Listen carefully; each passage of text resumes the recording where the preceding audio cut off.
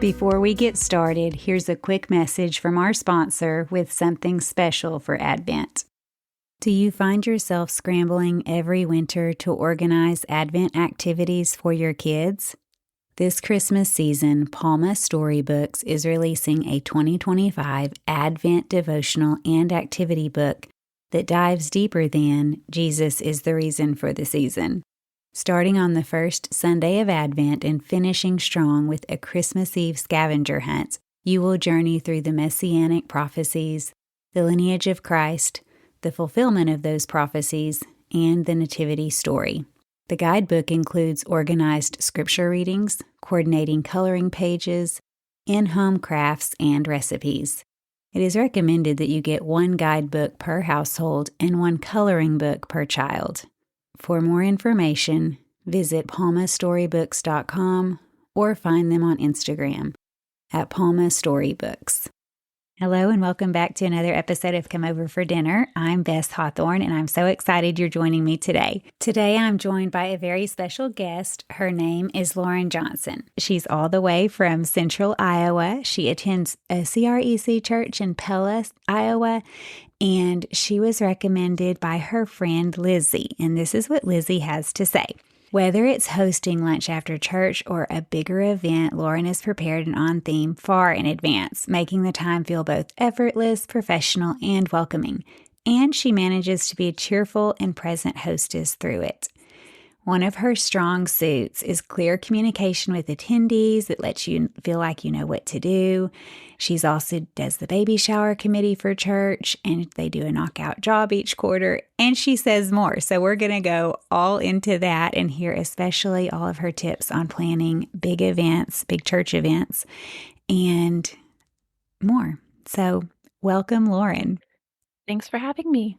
She's also been married for 13 years, has 6 children ranging from ages 12 to 1, 3 girls and 3 boys. So she is a busy mom too. So we're going to hear how she balances it all.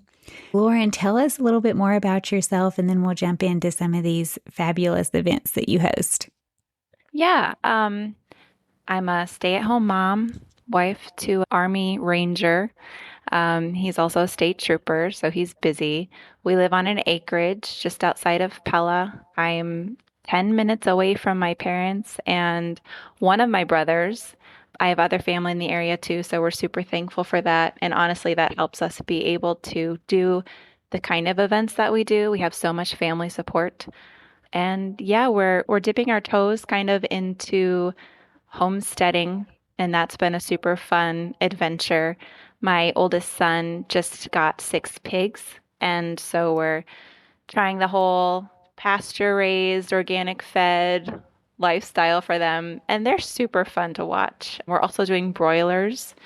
One of my daughters and my other son are caring for them. And then we have egg-laying chickens and one goose named Lucy. So we're busy.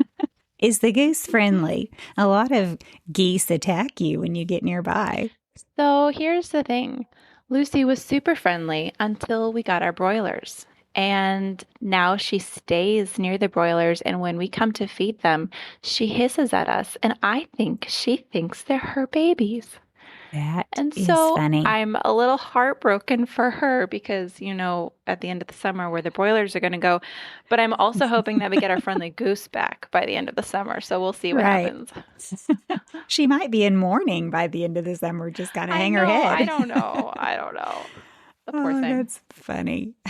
Farm life is funny. That's pretty great. What a fun experience for your kids. Yeah, it's been great. And instilling the work ethic is wonderful. Yeah, all the chores that they have attached with it. Do you have any more plans to get goats or cows or horses or anything else? We would love to do, a few head of cattle. We have 38 acres and a lot of that land is pasture. And so we do currently lease it to a local farmer who puts his cows out there. And so we've thought about what if we could just put one cow out there with them? We'll see. So yeah. I don't know that we're ready to jump into that yet, but that's definitely a thought for down the road. One step at a time. Yes. Yep. Right. Well, tell us a little bit about the events that you host for your community and your church, your friends. One of the ones that Lizzie talked about was your 4th of July event that she had so much fun at, but she also just really pointed out how well organized and executed it was, which can be daunting for a lot of people when they're thinking about a large event, whether it's 4th of July or something else. Let's say you're, wanting to invite the whole church over for whatever. How do you execute it, make it run smoothly? What do you think about ahead of time? That sort of thing. Yeah, good question. I have done a variety of things with events. I love big events in general. I'm always like, go big or go home. So the smaller scale hospitality, which is super important, I think, as well, just having people into your home on a regular basis is honestly not as easy for me to do. But I have done baby showers with a friend at church, Katie. We're on the baby shower committee, and we do quarterly baby showers because we have so many ladies. So we have like 4 of them at a time. And so the structure is a little bit different than a baby shower you might imagine, but it goes really well. And eyes aren't all on one person when that happens, the recipients feel a little bit more comfortable, I think. That's interesting. I've never heard of that, but that is Yeah. interesting, especially for a big church. Well, because I mean, we usually have 4 baby showers a year, and there are 3 to 4 women in each shower. Hmm. And you do it at your church building or do you do it at someone's home? We do it in our church building.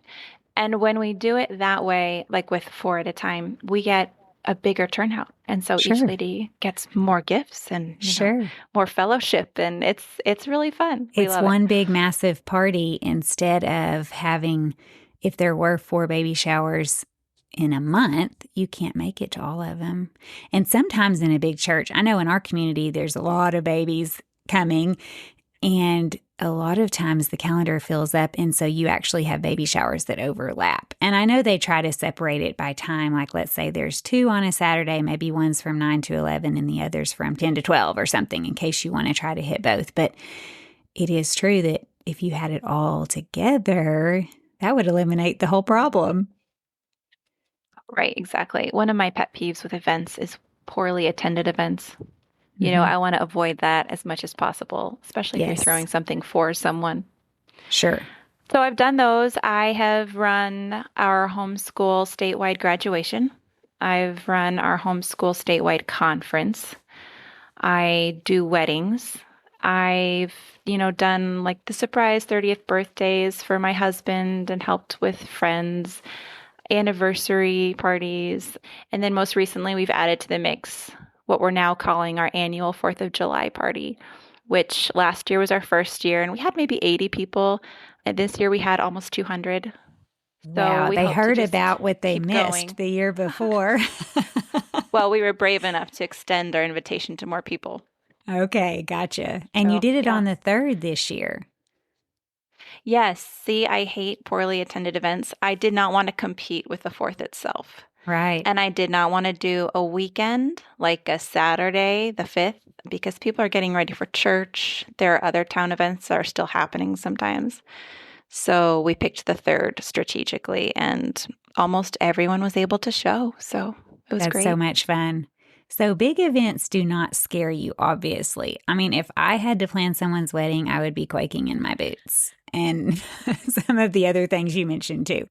So I want to hear all of your hot tips. Like, how in the world do you take it from the beginning and say, okay, this is it, I've got it? How am I going to execute this large event for, did you say it was attended by 200 people?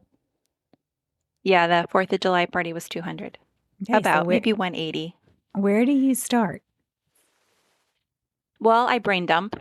I take all the ideas, all of my dreams, and I throw them on paper. I get ideas from friends. I start thinking way ahead. I do not like throwing events a month out. So, I mean, I start like a year before, 6 months before, and I just keep brain dumping for a while, a month or so. And then I start narrowing it down based on how much do we want to spend on this event? Where do we want to have it? What kind of people do we want to invite? What kind of feel do we want the party to have? And Then I start, and that makes a lot of decisions for us, right? That might narrow the guest list. That might help us decide what we feed people, how we feed people. And then I start writing down all of the tasks that need to be done from now until game day. And usually I make several different lists. We'll do a big one on our whiteboard. My husband's a huge whiteboard guy because being in the Army, he's a major, and so he does a ton of logistics and operations planning. So it's an operation. 4th of July operation. Yes, it is. That's pretty great to have a partner in crime. He calls it we backwards plan and then we debrief at the end. So it's better for the next year. Exactly. Yeah, backwards planning is basically where you start at the party and then you backwards plan what are the things that have to happen in reverse order to get there. When you are inviting people, and you can talk about a smaller group, but I know we've already started talking about a large event, and maybe that's what you have planned. But one of the things that we talk about is when you are having people over, you're planning your event, what is one of your favorite things to serve when you think about food?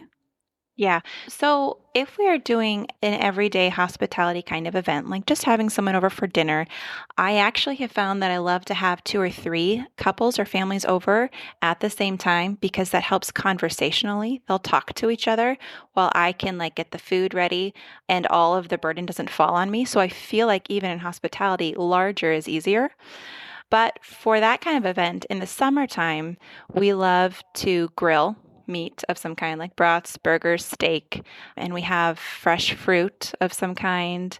Iowa sweet corn, that's a That staple. sounds delicious. Yes, it is. And then a pasta salad of some kind. I actually love the Pioneer Woman's, I think it's called Bacon Ranch Pasta Salad. It's kind of like a BLT in a bowl.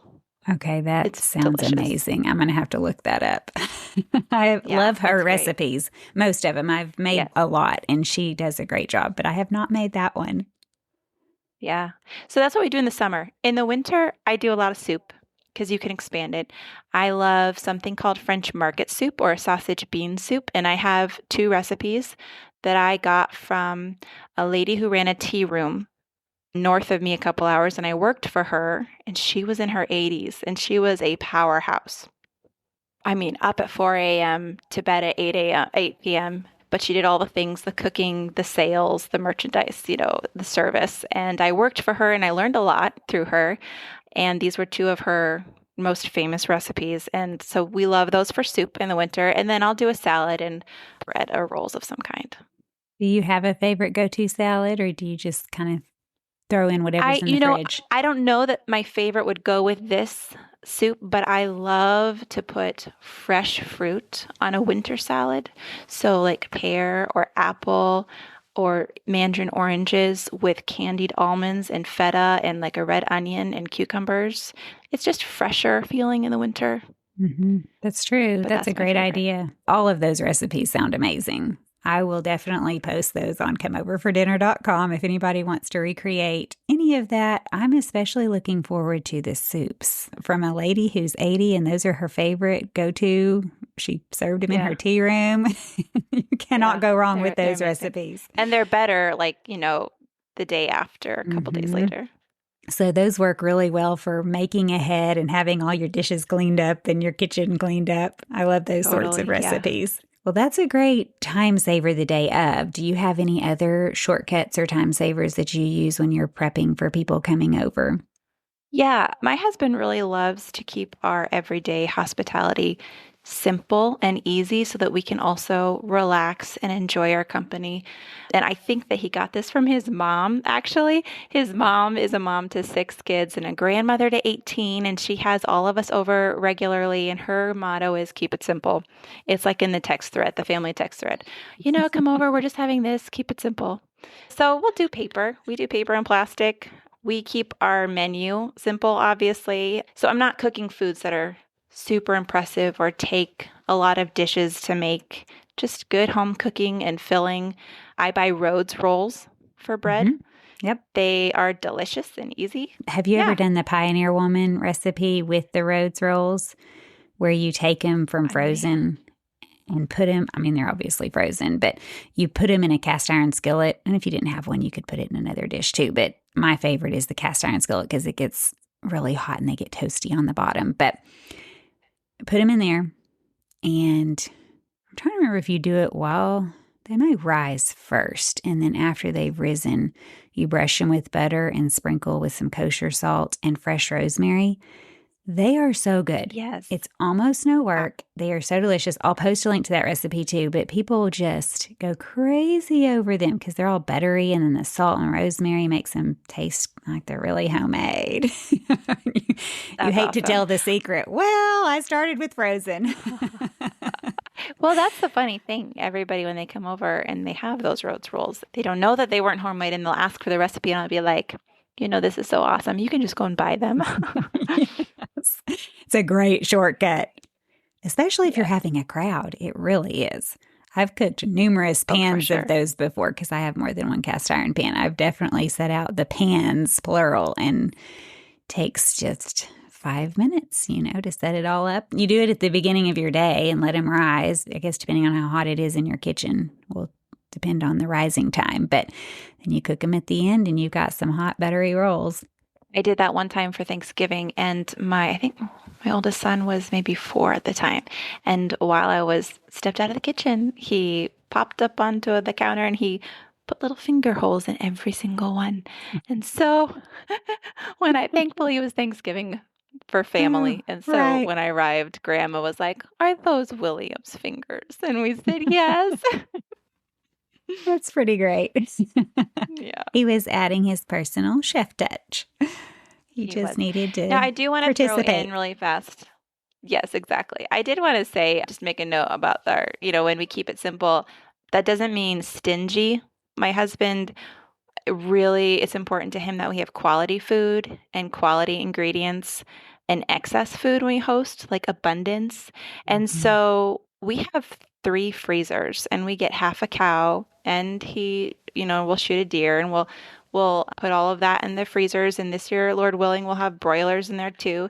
And so it makes hospitality easier because that's our main dish, right? Like meat of some kind. He always tells the kids that the two most healthy foods you can eat are eggs and red meat, and you can always have as much of those as you want. And so we try to do that for our guests. Like, we have healthy food, and it's a lot, but it's simple and it's easy. Yeah, for sure. And the thing is, it's cheap when you do it that way too. If you buy a whole or a half a cow or whatever, the price is a lot better usually than if you're going and just getting a few pounds at the store every time. Exactly. Totally is. Okay. Well, that sounds really great and delicious. What is your best prep tip when you're inviting people to your home? How do you prepare in advance? So this kind of harkens back to our beginning opener about large events. I make a game plan and I delegate. And my dad is a huge Stephen Covey fan. I don't know if you're familiar with him. Mm-hmm.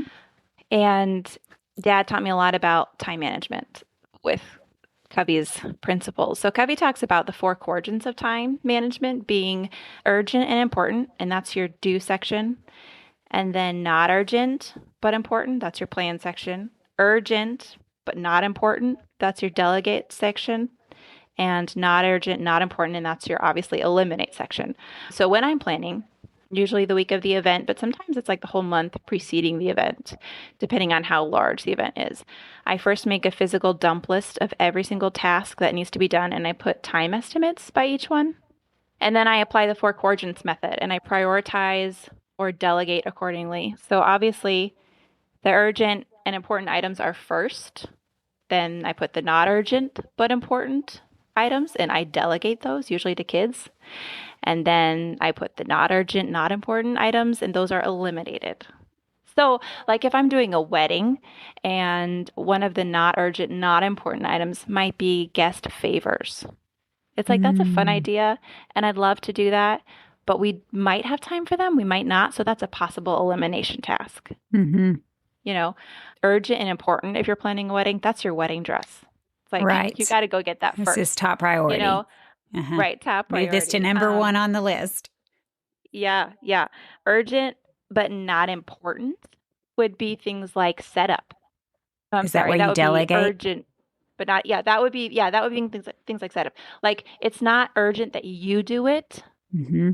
Um, somebody has to do it, right? Yeah, you can easily So delegate anyway, that and just look at it once right. it's done. It's not super important. Like the chairs, we want to have them in straight rows, but nobody's going to notice if there's one chair out of place. It's not high importance level. So yeah, so that's how I apply that. And then I assign days or times for accomplishing each item so that, and I do this for my brides too. Like I will give them a whole timeline with every single task on there, and I will narrow it down by month and even by day sometimes so that you don't get stressed out thinking of all of the tasks at one time.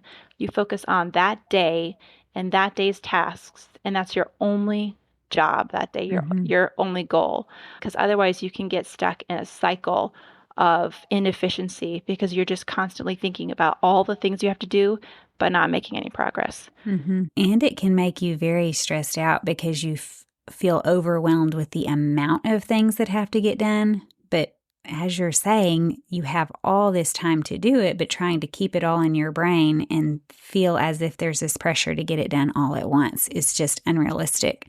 So, yeah, I can see putting it down, writing it down, and saying, let go of everything except for today's tasks would be very helpful. Totally. Yeah, I tell a lot of women, and I remind myself of this even, and my kids sometimes, if you are finding yourself really unproductive, it's probably because you have a lot of things in your mind that you have not dumped. You need to physically just write them all out so you see them and there they are. I'm not forgetting anything. If I think of something, I can go back and add it in, but I'm just going to focus on this thing today. Mhm. So yeah. And then the last thing that I do is I stick to the list. Like that sounds silly, but you have to stick to it. You cannot add anything in unless you're willing to take something out, right? Yeah. So then a note I wanted to make about delegating tasks to kids is that I feel like roping them into your events, whether it's just like hosting people for supper or it's a large event, helps them take ownership for that Mhm. event and it gets them excited for it. I've found it's really helpful to give them exciting jobs too, not just like, would you sweep the floor or take out Right. the trash, but things like, why don't you make the name tags, or the place, the name cards for the dinner placements? Why don't you set out the drink dispensers and decorate the counter the way you want? Give them things that are fun. Mhm. Um, How would you have your kids help, especially when you have a large event at your house, when there's lots of people, lots of foot traffic? What else do you have them do? well, I try to think of all the places that I would want to be personally overseeing something. And then I think through what could they oversee and how could they take my place there. So one big aspect was greeting people when they arrived at our party, at the 4th of July party. I had, I think, two or three girls just saying hi to the cars as they came down, saying, hey, you can drop things off here if you want. Parking is that direction, and helping people carry things inside or around the back. I had boys directing traffic. I had an older boy, a friend's son, looking over the slip and slide, like making sure people were taking turns and putting the soap down the slip and slide. I had somebody manning water balloon volleyball. So, yeah, every single station that something was going on, I had a kid there. The popcorn machine, I taught some girls how to do that and they manned it and they loved it. And they did a way That's better so job than fun. I could have done Oh, for sure. if I was trying to split myself in like five directions. Oh, you would have just been harried and crazy and not gotten anything accomplished well. Right. Well, and that is where you have to let go of perfectionism. I'm not a perfectionist, but if you are one, I could see how something like this would be daunting and hard because you do want everything to be just right and you've put a lot of time and effort into planning the event. But I think you have to remember that people coming to your event don't know what you had in mind. And somebody there to welcome them or to tell them what's happening at this spot is better than nobody, you know? Right. Well, it gives them an idea of what to expect and where to go and where to put their food. And you have it all figured out. You've been thinking about it for a month. But if they have no idea, especially if they're new to your home, have never been there, it would feel a little awkward. And especially if they don't see you, where do I go? What do I do? So that's very Right, helpful. exactly. Do you do anything Yes. else like put up signs to direct people? Or how do you do that when you Yes. have a large event? Yes. I think that two fantastic ways to show hospitality to people when it's a large event is making sure you have clear signage and finding little ways to help them know you thought of them in some way. So, for my 4th of July party, we had a sign at the end of the drive saying, "Welcome to the Johnson Anchorage 4th of July celebration," and then we had a sign for parking and we had a sign for, "Here's the bag drop area. Here's the nursing moms area. Here's the popcorn machine. Help yourself. Here's the cookie station. Take a cup." You just want to talk to your guests all throughout the event because they don't know what's happening. We had our schedule on a sign. And actually, I ordered these signs through like a political sign place online. And so, which is funny because my husband used to work in politics and we put up yard signs for, months out of the year sometimes. So these were just political yard signs that I had designed on Canva and then uploaded the design. And so, yeah. I love Canva. By the way, it's free, everyone. If you need to do any project like that, just make signs or create a post or I don't know. I mean, you can choose all these templates, posters, whatever. Canva is amazing. They do have paid plans if you really needed to upgrade, but you can do so many fabulous You things totally for free. can. So Yeah, plug and for actually that's how I Canva. sent out my invitations. I created invitations on Canva and then I screenshot them. And because I did not want to send a PDF link through a text, so I screenshot them so people saw the picture pop up. Because some people can't open it. Oh yeah, you can click on it to enlarge it. Yeah, and then it had all the information there. But that was a super fun way to just text out the invites, and it didn't cost me anything. When you order through the political site, does it also send you a post that you can Yeah, put that in was the the cool thing. It ground? was corrugated plastic, so weatherproof, rainproof. And then it had the metal stand that Yeah. you could add on, and it was not that expensive. It was great. So signage, yeah, signage is That's really amazing. important. And I feel like any event that you have that's more than just an intimate crowd, it's great to be able to tell guests, "Hey, this is where you go." Oh, I had like, "Please do not enter" signs on doors that I didn't want them to go into. It helps them avoid embarrassment too, right? Like, "Where's the bathroom?" Or, "Am I walking into somebody's bedroom?" Right. Yes. If you're looking for the bathroom and it's not And clear. I wanted to also, by signage, eliminate people coming and asking me or my kitchen staff for things. I wanted to be as clear as I could. So I put multiple like copies and even arrows like "bathroom this way. Keep going, bathroom this way," So I did that. And then the other thing I think is great is leaving things throughout the party that let your guests know that you're thinking of them. So like in the bathroom, I had a first aid basket and a feminine product basket and plenty of extra toilet paper, and bug spray. And then I had popcorn machine. The little kids loved that. Actually, even the adults loved that, which was funny to me. We had glow sticks for kids. At nighttime, we had little cookie individual desserts, which I feel like individual desserts are a fun idea, but we did cookie cups. Before we move forward, a big thank you to the sponsors for supporting today's episode. Have you ever thought about how much science is involved in cooking? Chemistry, physics, and biology are at play all over your kitchen, on the cutting board, in the mixing bowl, on the stovetop, and in the oven. Inquisicook is on a mission to show students that science can be relevant, fascinating, and delicious, all while teaching an essential life skill. Inquisicook begins with the basics of food science and culinary arts, then adds skills and concepts in a carefully crafted sequence that leads to proficiency. Best of all, the principles can be applied to any cuisine, any available foods, and any dietary restrictions. So when it's time for people to come over for dinner, the options are endless. Visit inquisicook.com to view sample lessons, then check out the recipe gallery to see just how crave-worthy science can be.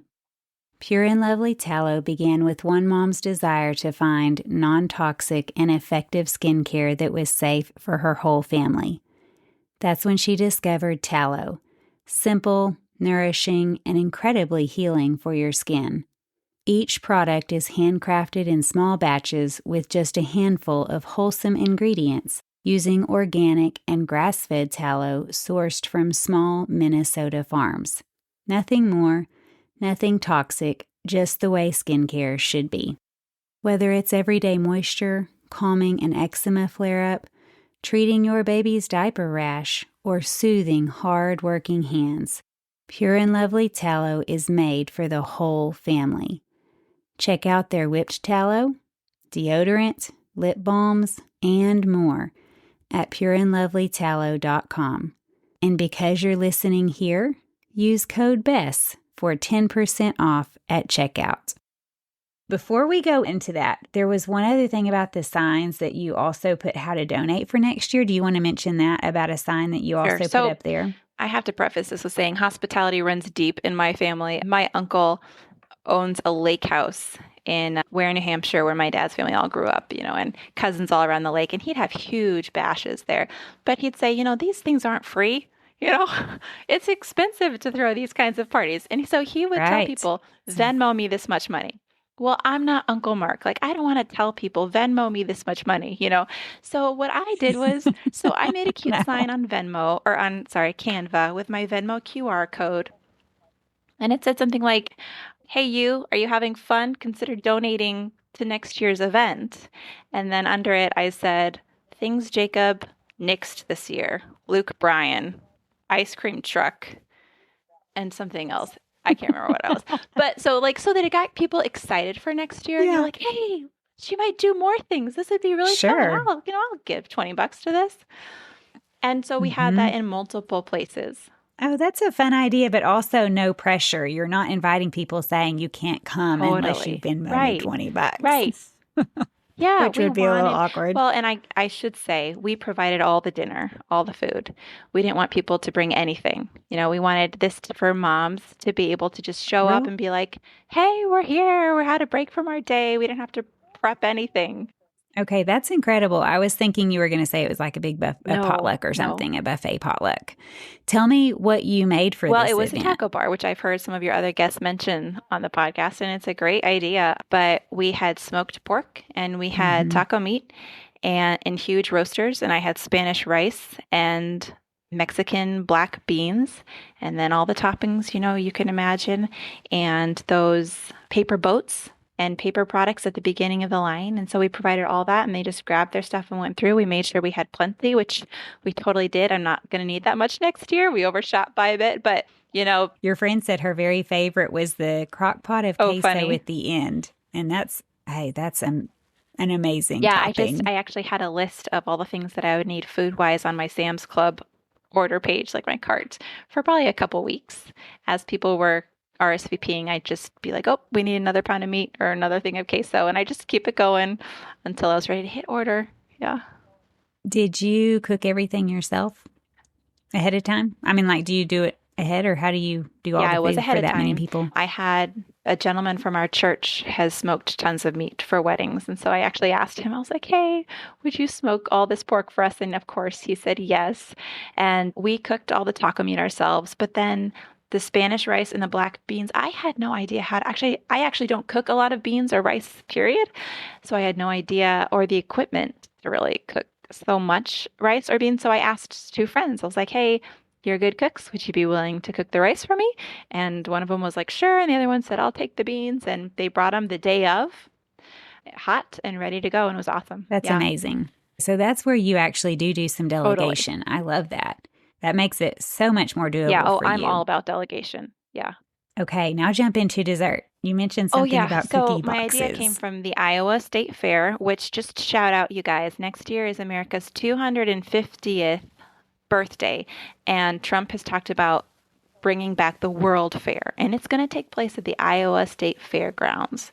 Something to not miss. It's going to be pretty epic. But we go every year anyway because we're good Iowans, and one of the things that we love to get there are the cookie buckets. These are chocolate chip cookies, mini chocolate chip cookies in like a big ice cream bucket that you can buy. And they're super fun. Kids love them. So I was like, hey, chocolate chip cookies, I can make small. And so my batch goes farther and I can freeze them. So a month ahead, I started cranking out, my daughters and I, we would crank out like 500 cookies a week or something. And we actually made 1,030 cookies and froze all of them. And I ordered from Wow. Amazon disposable soup containers, like the 8 ounce with the lid. And on Canva, Uh-huh. I designed stickers that would go on top that said, chocolate chip cookies smells like freedom. And we put those on. And we put them out for everybody on like a folding table next to the sound system. And my brother, who was playing, fiddle music, and we're like, come and get it, guys. And it was so fun. That is so much fun. And the cookies were miniature Yeah, they cookies were in little mini, so containers? I could fit, I mean, I think I fit like 8 in a soup container. Yeah. That is such a fun idea. Kids, well, I would be delighted with it, but kids would think it was just the greatest to have Yeah, their like own who gets little yeah, container who full of gets their chocolate chip own package cookies. of cookies? Yeah, who gets that many cookies? What else did you have? You had the taco bar, you had cookies. Do you have like coolers Yeah, of yeah. drinks? What We else had do you 3 have sitting around? coolers. We have a really large deck, so we had 3 coolers on the deck, 3 coolers down in the grassy area where people were playing. One was water. I got the mini water bottles. I was not going to deal with drink dispensers and cups. I didn't want to deal with all the cleanup, so I got the mini water bottles because my Uncle Mark was like, if you get the big ones, people are going to drink half of them and then just leave them, and waste them. So did mini ones in one cooler, and then I did adult beverages in another and kid-friendly beverages in another. And that is actually something that I had on the invitation was if you want to bring beverages, you can. Adult or kid-friendly are welcome. So those were pretty much filled up by friends bringing stuff. Oh, that's wonderful. Yeah, we had And popsicles. popsicles. I love the Otter Pops that you can get on Amazon. They're dye-free options, and I know some of my friends' kids can't do the dye, so that's why we opted for those. And we put a sign on that cooler too, like help yourselves. And we put a scissors there and brought them out strategically, like toward the end of the night. I didn't know they had dye-free options. They All do. I've ever seen Yeah. in Walmart or wherever is the, purple and red and green and blue, No, they crazy have colors of dye-free blue. on Amazon. Okay. Yeah. Well, that's a great idea for kids. Yeah. It was super fun.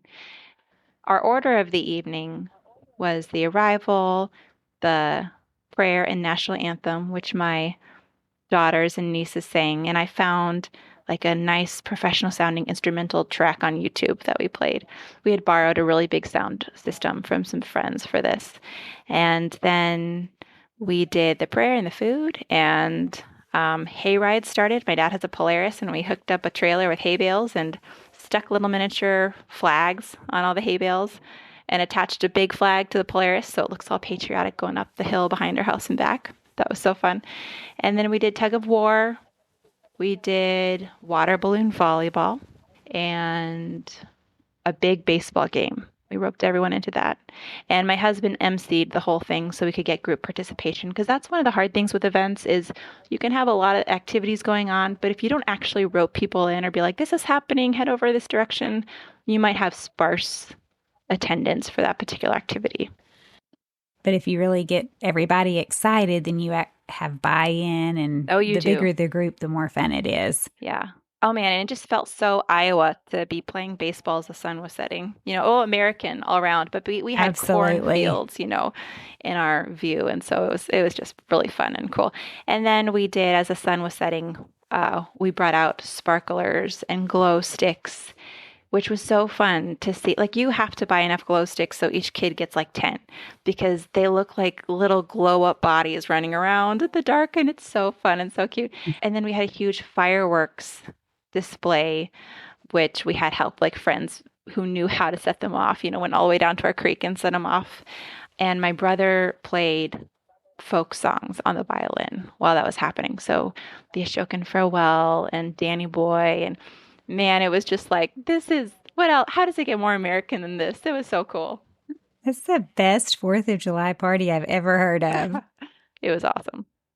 Going back to the planning for it to turn out that well and for people to have had such a good time and enjoyed it that much, it really goes back to the execution. So I love your tips on planning in advance, making a list, and dividing it into categories. That's a really great tip to do, to be able to decide what is important, what is urgent, and what is not. So thank you for that. Yeah. How do you make people feel welcome when they come to your home?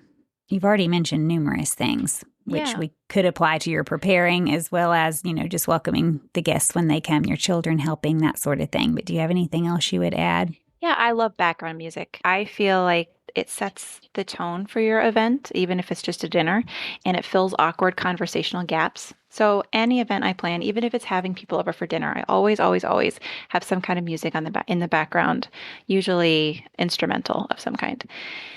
I love fun drinks. We have a mini fridge attached to our coffee bar, and so I like to pack it with, fancy sparkling waters, beers, seltzers, spritzers, juices, just fun things that you might not normally get that you can be like, hey, welcome to our home. We try to consider the needs of who we're having over. If it's a dinner, especially, like if there's a family with little kids, I'll have the kiddos bring up toys from their bedrooms and put them in the main area, just a few, especially if these are kids who haven't been to our house before and might be afraid of leaving mom. That way mom can chat with us freely and not feel like she has to go to where the toys are with the kids. It's right there next to her. For older kids, we might set up board games. We prep our kids to help host a lot. We do a lot of prepping for our kids. Like we'll explain who we're having over, anything we know about them that might be particularly interesting to the kids. Like these guys also live on a farm, or they have dairy goats. You might ask them about that, or their dad works in this place, or their mom does this, or, just kind of explain their interests so the kids know what kind of questions to ask and to be good hosts. Mm-hmm. We'll tell them how to refer to the parents if it's Mr. and Mrs. or a pastor or a doctor. That's a great idea. And preparing your kids in advance keeps you from having to say it in front of the guests when they're there, because I think it can come across as embarrassing to the kids and maybe like they're doing something wrong. Right. The whole table's sitting there and you're like, well, can you clear the plates now? Or something like that. You don't mean anything like they should have done it earlier or they're doing something wrong. Totally. It would have been nice if ahead of time you prepped them, like when the people are done eating, could you go ahead and clear the table for me to put dessert out or whatever, but just kind of have it all talked out before they come. Absolutely. Yeah. Right. And we go over table etiquette, a review. We talk about conversational etiquette. We encourage our kids to participate in table conversation, but not to monopolize it. You're not an adult yet. So let the adults lead the conversation and you ask applicable good questions where you can. We also teach them to look for social cues that might tell them if the guest is bored of a certain topic or ready to move on to doing something else, kids and adults. And the last thing I want to note there is we try to teach our older kids, give them like a code, that we just know together for if the conversation turns to an adult topic. So we don't have to embarrass the child and be like, go do something else. We can just like tap on their knee or give them a wink and be like, they know time to go. Mom and dad are talking about adult stuff now, And then we also give our kids jobs. We're like, hey, you're the greeter. Take their coats and hats. Welcome them. You're taking care of babies. Help bring the toys up. You're the kitchen helper. So yeah, that's what we do. Yeah, that's great. Great ideas. What is your must-have kitchen item and where can we find it? Okay, so this one's kind of funny. I don't have a favorite kitchen item. I will say we do have extra freezers, which I love. I have a canning kitchen in the basement, which I'm so thankful for because that has a second oven. And it's where I do all my canning and we'll do our broiler processing. Yeah, so we're blessed to have, a fairly large home and my husband put that in for me. I love my KitchenAid stand mixer. That's how we cranked out all those cookies. But I would say the must-have are family and friends with the knowledge and gadgets you don't have. And so I didn't know, for example, how to cook the rice and beans, but I knew who did. So they're just a text away, and I was like, hey, Katie. You knew how to delegate. Can you do this? And she's like, yes, and I have the roaster. Perfect. You're going to be great. I've borrowed many a large pot and bowl from my sister-in-law, Elizabeth, who has 8 children, and she loves to cook and bake. And that's not so much my forte. And so I'll be like, do you have this? And she'll say, well, yes, I do. And my mom, who has all the tablecloths and seasonal decorations, I'll borrow those from her. I've even borrowed setup help. Actually, when we Oh, did our 4th absolutely. of July celebration, I borrowed my 2 oldest nieces who are 12 and 10, my 2 girls I used, and then I had a friend whose daughters were like 12, 10, and 9, and they all have been well trained to to be obedient, to be responsible, to do a job well, and they were like 100 women. They were just the horsepower that they had was incredible. They wrapped, I think, 200 silverware settings. They assembled all of those cookie cups. They did tables and chairs. It was fantastic. So that's what I recommend. Get yourself some good friends and family who can help you out. Know where to look for good help and to borrow things. That actually is a great recommendation because you can't oftentimes have everything.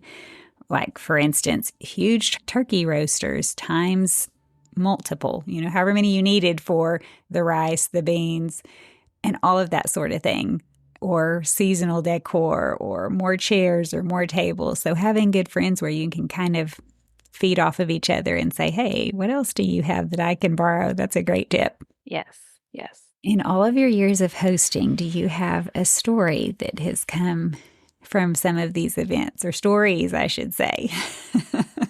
Anything happen?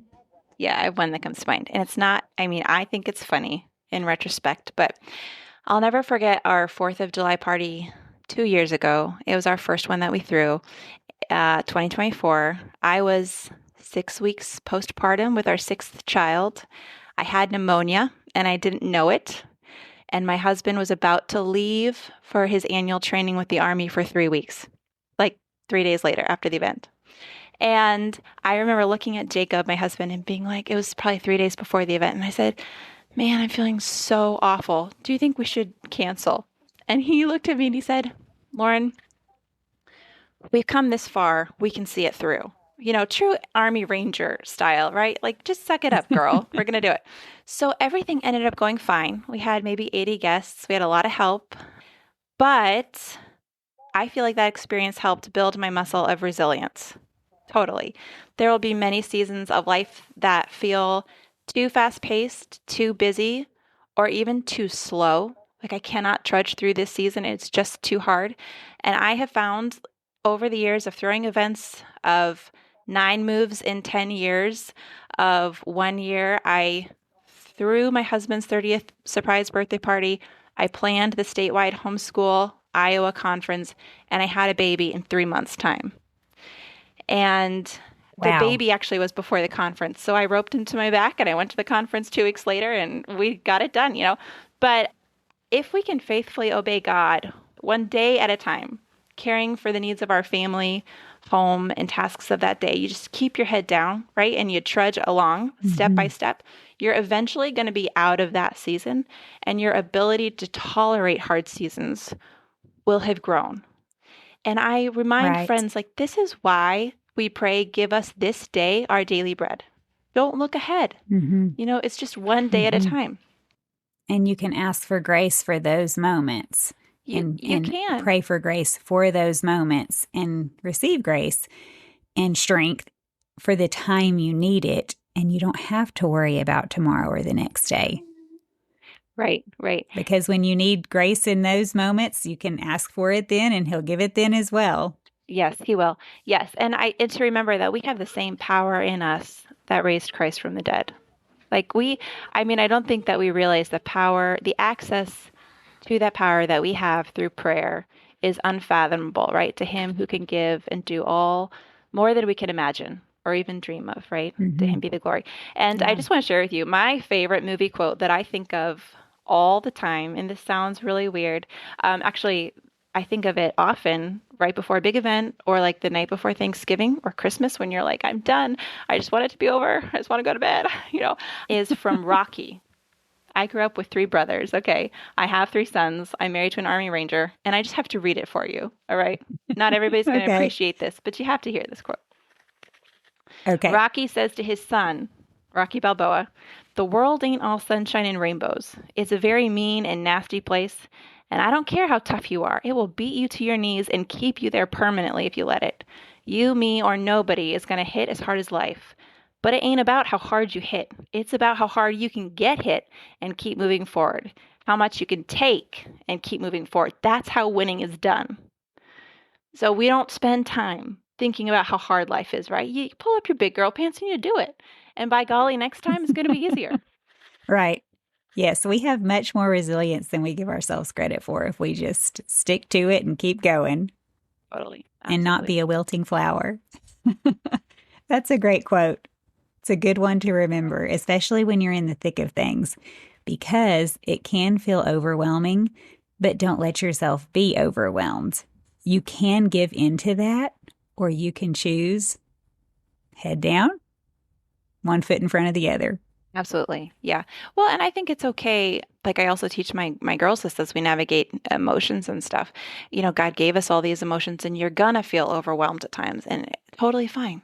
But don't let it paralyze you, right? Don't sit in that feeling and think don't be ruled by your emotions. Don't think of this as like a flag that you need to stop. Just think of it as a flag that you need to take something to God and keep going. Like don't stop where you're going. Right. Yes, we've said that in our family too. You know, when you allow emotions to control you, it's almost like you're letting someone else or something else be in charge of your ship. You're letting someone else direct your day, the way you speak to other people, the way you feel, the way you interact, whatever it is, you're letting something else control who you are. And instead, God calls us at all times to be in control of ourselves and to practice the fruits of the Spirit at all times. It's funny, you know, when you talk about, say, patience, for instance, we don't have to really exercise it when we're sitting on a beach and no chores and nothing else to do except play. We exercise patience or long-suffering or love or whatever it is in the moments that are hard. That's when we're called to actually put that into practice. And that is controlling ourselves, controlling our emotions, ruling them with God's help. So that's great advice. Amen. Yeah. Well, thank you so much for joining me today. I have really appreciated hearing everything you've had to say, especially about big events. I've learned a lot, especially about delegation. I need to do more of that. And I like the encouragement to go big or go home. These bits of advice are making me think about the next big event I want to plan. Yeah, do it. Thank you, Lauren. Absolutely. Thank you for having me. This has been fun. Until next time, bye for now. If you enjoyed this episode, don't forget to follow the show and leave a review. It helps new people be able to find the podcast. And if you enjoyed this conversation especially, be sure to share it with a friend. Thank you for your time.